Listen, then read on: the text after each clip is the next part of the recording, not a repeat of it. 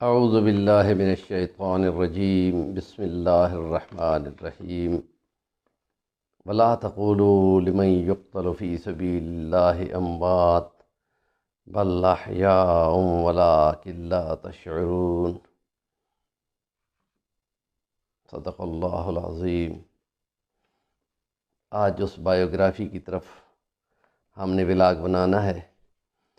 کہ جو ہمارے میاں والی کے علاقہ میں ایک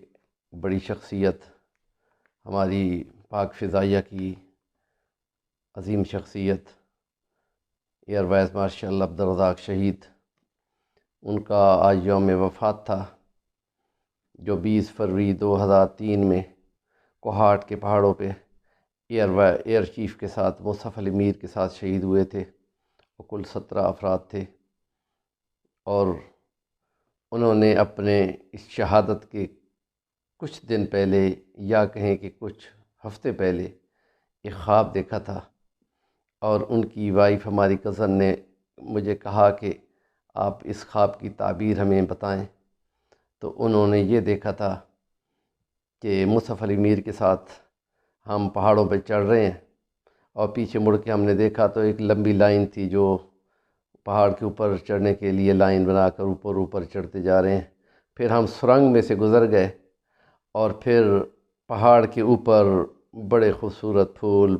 باغ و بہار تھے۔ تو میں نے ان کو کہا کہ یہ ان پھولوں اور ان خوبصورتیوں کے لیے اتنی مشقت ہمیں اٹھانی پڑی ہے اے چیف۔ میں نے جب علامہ ابن سیرین کی کتاب تفسیر تعبیر الرؤیا، 800 سال پہلے لکھی گئی تفسیر، محدث بھی ہیں، بہت مشہور کتاب ہے خوابوں کے لیے، اس میں یوں دیکھا تو وہاں لکھا ہوا تھا کہ یہ خواب صرف شہید ہی دے سکتا ہے کہ جو خوابوں میں باغ و بہار دیکھے اور پھول دیکھے۔ تو وہ جو سرنگ میں سے گزر جانا تھا، پہاڑوں پہ چڑھتے ہوئے پھر ہم سرنگ سے گزر گئے، تو سرنگ کے گویا کہ وہ موت سے ہم کنار ہوئے، اور سارے بندے 17 شہید ہوئے۔ جہاز کریش کر گیا تھا اور وہاں شہید ہوئے تھے۔ تو ان کے حوالے سے ہم نے چاہا کہ ان کی زندگی کے چند پہلوؤں پر ہم روشنی ڈال سکے کہ اس شخصیت کا مقام پاک فضائیہ پاکستان میں جیسے 1965 کی جنگوں میں ایم عالم کا تھا کہ اس نے سرگودا کی فضاؤں پہ یکے بعد دیگرے اپنے ساتھیوں کے ساتھ جب دفاع کے لیے انڈیا کے آنے والے جہازوں پر یلغار کو روکنا چاہا، تو پھر انہوں نے خودکش ٹائپ ان پر یلغار کی۔ تھوڑے سے ٹائم کے اندر 5 جہازوں کو گرا دیے انڈیا کے۔ اور یہ تھا ہمارے جوان مرد نے جب پشاور میں کے قریب رشیا کے 4 میری جہازوں نے ریڈ کیا تھا پاکستان کی طرف، اور یہاں سے سرگودا بیس پہ وہ کمانڈنٹ تھے F-16 کے۔ تو اس سے پہلے ایک پشاور سے بھیجی گئی ہماری ایک سکیم ناکام ہوئی تھی، اور اس میں ایک F-16 گر گیا تھا غلطی کی وجہ سے، تو ان کو بھیجا گیا۔ تو انہوں نے جب وہاں پہ چڑھائی کی، اور ان کی یہ ایک صفت تھی کہ یہ جرأت والے بہت زیادہ تھے اور نشانہ بہت ٹھیک ٹھاک لگانے والے تھے۔ تو اس کے حساب سے وہ جب انہوں نے چڑھائی کی تو انہوں نے اپنے ساتھی والے F-16 کے دوسرا تم بالکل پیچھے رہو، اور جب آگے جا کر انہوں نے پھر اپنے سائیڈ وائنڈر میزائل کے ساتھ ایک کو ہٹ کیا، پھر پلٹ کر دوسرے کی طرف آیا، پھر اس کو ہٹ کیا، پھر پلٹ کے تیسرے کی طرف آیا، اس کو ہٹ کیا، اور چوتھا بھاگ نکلا، اور اپنے بھائی چھوٹے جو ٹیچر ہیں PF میں، سبجیکٹ اسپیشلسٹ ہیں، لیکچرار ہیں، ان کو بتایا کہ میں آج ابھی کچھ وقت پہلے 3 MiG جہازوں کو گرا کر واپس آ رہا ہوں۔ تو یہ ہوتی ہے ایک مہم اور ہمت کی بات اور جرأت کی بات، اور اس میں ڈر کا کوئی پہلو نہیں ہوتا۔ ان کی شخصیت کے عجیب پہلو ہیں، بہت زبردست پہلو ہیں، جن میں ایک یہ ہے کہ بچپن میں جب وہ چھوٹے سے بچے تھے تو اس وقت بجلی ہمارے گاؤں میں نہیں آئی ہوئی تھی، وہاں بھچرا میاں والی میں، تو انہوں نے اپنی لالٹین کے ساتھ جب پڑھائی کرنی تھی تو لالٹین کا شیشہ ٹوٹ گیا، تو رات کے 10-11 بجے وہ ساتھ ہی محلے میں تھوڑے سے فاصلے پہ دکان تھی، تو اس دکان پہ وہ گئے اور اس کو زبردست دروازہ کھٹکھٹایا، کھولو دروازہ، تو وہ دیکھ کے حیران ہو گئے۔ تو کہ اس ٹائم انہوں نے کہا کہ میری شیشی ٹوٹ گئی ہے لالٹین کی، مجھے فوراً دے دو۔ تو انہوں نے لالٹین کی شیشی لگا کے دوبارہ پڑھائی شروع کی، اور ان کا یہ عام طریقہ یہ تھا کہ PF کے اس ٹریننگ کالج میں پڑھتے ہوئے کہ شروع کے ٹائم میں وہ سو جاتے تھے اور پھر رات کر اٹھ کر صبح کے ٹائم اٹھ کر یعنی 2 بجے اٹھ کر جہاں لوگ سو رہے ہوتے ہیں تو اس وقت فریش ہو کے وہ پڑھا کرتے تھے اور ہمیشہ ٹاپ کیا کرتے تھے. اور پی ایف کے انٹر کے رزلٹ میں آج بھی اس کی کا ریکارڈ موجود ہے کہ جس میں انہوں نے 900 نمبروں میں سے 856 کے قریب یا 60 تھا یا 60 سے کچھ کم تھا اتنے ریکارڈ بنایا تھا. وہ آج تک وہ ریکارڈ اسی طرح قائم کھڑا ہے. اور پھر جب انہوں نے یہ ٹریننگ مکمل کی تو ہمیشہ ٹاپ پہ آتے تھے اور اس کے بعد ان کو گولڈ ملا تھا، گولڈ میڈل ملا تھا. اور بھٹو کے وزیر خارجہ عزیز احمد کے ہاتھوں سے انہوں نے وصول کیا تھا. اور اس ٹریننگ میں وہ اپنے ہر پہلو سے کامیاب ہوئے تھے. اور پھر جو ٹریننگ جہاز مگ جہاز کی ٹریننگ پہ لگے ہوئے تھے تو اس وقت ان کو یہ خطرہ پیش ہوا تھا کہ اس کے جہاز کا انجن 10-15 ہزار فٹ کی بلندی پہ بند ہو گیا تھا اور وہ ڈاؤن ہوتا وہ نیچے کی طرف آ رہا تھا. تو وائرلیس میں اس کو بار بار کہا جا سکے دوسرا انجن دبانے کی کوشش کرو، دوسرا انجن کا بٹن دباؤ. اور خدا کی قدرت کہ انہوں نے سمجھا کہ جہاز بس گر جائے گا کچھ ٹائم کے اندر، لیکن ان کا دوسرا انجن آن ہو گیا اور وہ بحفاظت اپنے جہاز کو واپس لے کے آئے. اس حساب سے جب وہ مزید اپنے پروموشن میں آگے گئے تو ان کو وہ کہا کرتے تھے کہ ان کی اس سروس میں سب سے کم عمر میں ایئر وائس مارشل کا عہدہ ملا تھا. یعنی اس سٹیج میں اس عمر میں کسی کو بھی نہیں ملا تھا اور ان کو یہ سٹیج بھی مل گیا. اور پھر ان کو DCST لگایا گیا، ڈپٹی چیف آف ٹریننگ لگایا گیا. اس کے ٹریننگ کے مرحلوں میں انہوں نے پائلٹ کی بھرتی، ایئر مینوں کی بھرتی، یہ سارا پروسیس میرٹ کی حساب کرنے کی بہت زیادہ کوشش کیا کرتے تھے. اور اس کے لیے جب ان کو سروس کے آخری سالوں میں بھیجا گیا مسرور بیس پہ تو مسرور بیس پہ انہوں نے وہاں پر 2 سال رہنا تھا اور بہت زیادہ مشقت اور محنت سے کام کیا اور وہاں کے حال احوال بہت زیادہ بہتر کیے. اور وہاں جو کرپشن مافیا کے کچھ لوگ ملوث تھے ان لوگوں کو باقاعدہ 10-10 12-12 سال کی سزائیں دلوا کر 2 سال کے بعد واپس آئے. تو پلو جھاڑ کر واپس آئے اس لیے کہ انہوں نے وہاں بالکل کسی قسم کی کوئی کرپشن نہیں کی تھی. اور کئی دوستوں کے ساتھ بیٹھے ہوئے تھے تو ایک بندہ وہاں سے سامنے آیا اور آ کے دیکھ کر کہتا ہے کہ میری بات سنیں جی.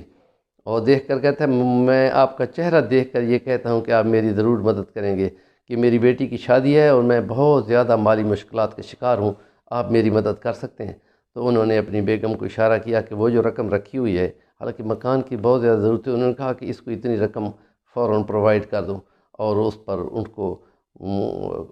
عطا کر دی گئی. تو یہ ایک جذبہ ہوتا ہے کسی کی خیر سگالی کا اور اس مدد کا. اور جس وقت ان کا جہاز کریش ہوا تو میاں والی میں موجود ہمارے دوست بتا رہے تھے کہ جہاں ایک بندہ ایک بزرگ کھڑا ہوا بہت زیادہ رو رہا تھا تو اس سے ہم نے کہانی سنی کہ تم ایئر مارشل رزاق شہید کی شہادت کی خبر سن کر بہت رو رہے ہو. تو وہ کہتا ہے کہ سرگودا بیس پہ موجود تھا اور مجھے بڑے مسائل کا شکار تھا اور میری 3 بیٹیاں تھیں جوان اور مجھے مکان کی دقت تھی اور راستوں میں گلیوں سے آنے جانے میں پریشانی تھی. تو میں ان کے سامنے پیش ہو گیا کہ میری 3 بیٹیاں ہیں اور مجھے کوارٹر کی بڑی ضرورت ہے. تو انہوں نے یہ سن کر ساری بات سن کر ان کو فوراً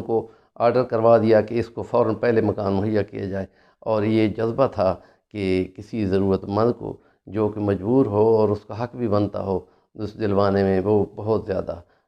ایکٹیو تھے اور فرض شناسی کیا کرتے تھے. تو اس حساب سے وہ بہت بڑی نامی گرامی شخصیت تھے اور وہ کوشش کیا کرتے تھے کہ اپنی ٹریننگ میں کسی قسم کی جس وقت کے وہ کہتے ہیں کہ مسرور بیس پہ موجود تھے تو وہاں جو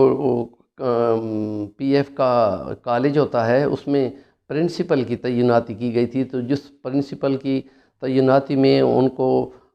دیکھا تو رزلٹ کالج کے ٹھیک نہیں آ رہے تھے تو ان کو معلوم ہوا کہ 6 مہینے کا ٹائم دیا. انہوں نے کہا کہ یہ رزلٹ ٹھیک آنے چاہیے. تو پرنسپل وہ تھی کہ جس سے یہ ہینڈل نہیں ہو رہا تھا تو انہوں نے باقاعدہ اس عورت خاتون کو جو پرنسپل تھی اس کو عہدے سے ہٹایا. حالانکہ بہت زیادہ ان کو پریشر کیا گیا کہ اس کو نہ ہٹایا جائے اور اپنے ساتھیوں نے کہا کہ میں نے یار اب اس سکول کا رزلٹ جو ہے نا بہت اپ کرنا ہے تو جو ہی اس کو ہٹایا تو اس کی جگہ جو بندہ آیا تو اس نے نظم و ضبط کو بہترین کیا، اور اس کا سکول کا جو رزلٹ کا سٹینڈرڈ تھا وہ بہت زیادہ اونچے جانے لگا، جس کی وجہ یہ تھی کہ وہ میرٹ کی پاسبانی کرتے تھے اور کسی قسم کی سفارش کے قائل نہیں تھے، اور اپنی ٹریننگ میں یہ کام بہت چابکدستی و مستعدی سے کیا کرتے تھے۔ تو جس وقت کے 2000 میں یہ 2000 جس وقت افغان جنگ کے ساتھ ساتھ انڈیا نے لانچ کر دی تھی اپنی فوجیں، تو یہ ٹریننگ میں رہتے تھے، اور ٹریننگ میں رہتے ہوئے جنرل مشرف کے ٹریننگ میں تمام کو بٹھا کر تو یہ اپنی رپورٹ بھی دیتے، سارے رپورٹیں دے رہے تھے۔ تو وہ چیف جس کی شہادت پہ وہ بول رہے تھے کہ سارے رپورٹیں دے رہے تھے، لیکن اس کی رپورٹ یہ ہوتی تھی کہ فلاں نے یہ کہا، فلاں نے یہ کہا، فلاں نے کیا، میری تجویز یہ ہے۔ تو وہ یہ کہ وہی تجویز ہوتی تھی جو فائنل پہ ہم تجویز کرتے تھے کہ یہ اس پہ عمل کرنا چاہیے۔ تو ہم یہ کہتے ہیں کہ ایسا جان باز قسم کا اگر سربراہ ہو تو وہ ادارہ ضرور کامیاب ہوتا ہے۔ اور جس وقت شہادت کے دنوں میں اس کے دوست آ کر وہاں پہ پروگرام کر رہے تھے تو ایک بندہ بہت زیادہ غم کا اور رونے کا اظہار کر رہا تھا، کہہ رہا تھا کہ جب کبھی بھی ہمارا ان کے ساتھ مقابلہ ہوتا تھا سکول لیول سے لے کے آخری سٹیجوں تک، ہمیشہ اس نے ہمیں بیٹ کیا، اور اب بھی ہمیں اس نے بیٹ کر دیا، اور وہ شہادت پہ فائز ہو کر ہم ابھی دیکھتے کھڑے ہیں۔ اس حساب سے ان کے یہاں پہ یہ ولولہ تھا کہ شہادت بہت بڑا اعزاز ہے، اور اس کی بھائیوں کے زبانوں سے یہ بھی سنا ہے کہ وہ یہ کہا کرتے تھے کہ اللہ پاک ہم بہت بڑا اعزاز ہے کہ اگر شہادت عطا فرماتا ہے۔